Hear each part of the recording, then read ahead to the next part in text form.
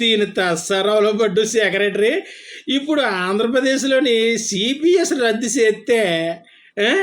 OPS అమలు చేస్తే ఏ ప్రభుత్వానికైనా 20 ఏళ్ళు గ్యారంటీ అటండి. ఆ విషయం ఎవరు చెప్తున్నారు? సీపీఎస్ ఉద్యోగులే చెప్తున్నారు. మొత్తం అందరికీ చెప్తున్నారు. మాకు గవర్నమెంటు సీపీఎస్ రద్దు చేసి ఓపీఎస్ ఇస్తే మా ఓట్లన్నీ వాళ్ళకే గుద్దేస్తాం.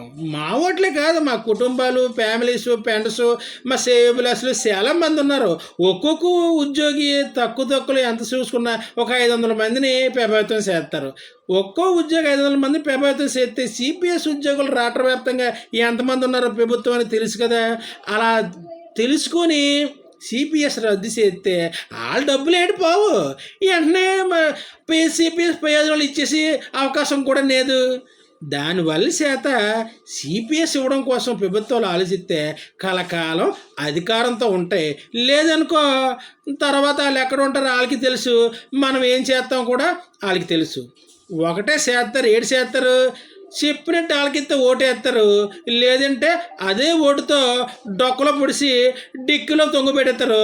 ఆ తర్వాత ఏడు చేయడానికి ఉండదు. తర్వాత మీ ఇట్టం నా నైట్ చేయి నేను.